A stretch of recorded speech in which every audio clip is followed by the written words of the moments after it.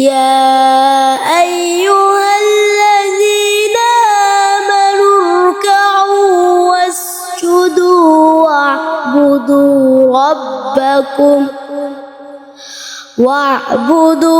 ربكم وافعلوا الخير لعلكم تفلحون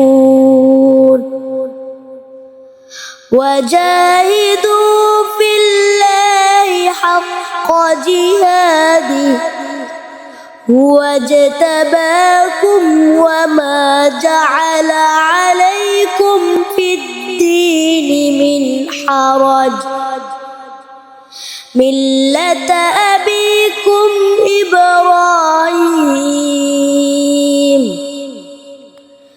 هو سماكم المسلمين من قبل وفي هذا ليكون الرسول شهيدا عليكم وتكونوا شهداء على الناس فأقيموا الصلاة وآتوا الزكاة واعتصموا بالله هو مولاكم فنعم المولى ونعم النصير صدق الله العظيم আলহামদুলিল্লাহ। আমি আসলে আজকে নাজমুলের তেলাওয়াত শুনে আমি পুরোই বিমোহিত হয়েছি। আমি আসলে আজকে কিছু বলতে চাচ্ছি না। আজকে ওর তেলাওয়াতটা শুনে এত বেশি ভালো লেগেছে আমার কাছে, আমার মনে হচ্ছে যে আমি আরো শুনি বা তেলাওয়াত যেন শেষ না হয়। সুবহানাল্লাহ, এটাই হচ্ছে কোরআনের মুজিজা। শুনলে এটা শুনতেই মন চায় যদি কেউ শোনার মতো তেলাওয়াত করতে পারে। এর মাঝে আমার অনেকবার বেশি তার বাবার কথা মনে পড়েছে।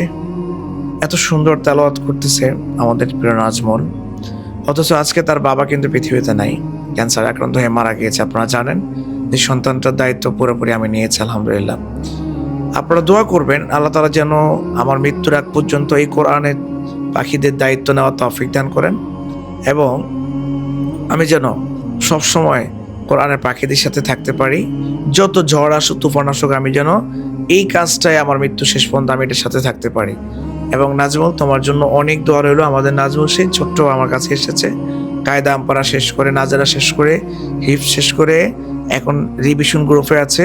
সবাই দোয়া করবেন। আমরা আগামী রমজানে নাজমুলকে বাংলাদেশের বিভিন্ন স্যাটেলাইটে আমরা প্রতিযোগিতা অ্যাটেন্ড করাবো, আমরা তৈরি করছি। আপনারা সবাই দোয়া করবেন যেন আমাদের নাজমুলকে আমরা এই লক্ষ্মীপুরের গর্ব যেন আমরা সারা বাংলাদেশে এবং বিশ্বে কুড়িয়ে আনতে পারি, লক্ষ্মীপুরের সম্মানকে ইনশাআল্লাহ। আপনারা সবাই দোয়া করবেন। ভালো থাকবেন, সুস্থ থাকবেন। নাজমুল, আমার কাছে আসো। তোমার জন্য অনেক অনেক দোয়া রইল। তুমি সারা পৃথিবীর সেরা হাফেজ হও। সবাইকে একটা সালাম দিয়ে দাও। আসসালামু আলাইকুম ওয়া রাহমাতুল্লাহি ওয়া বারাকাতুহু।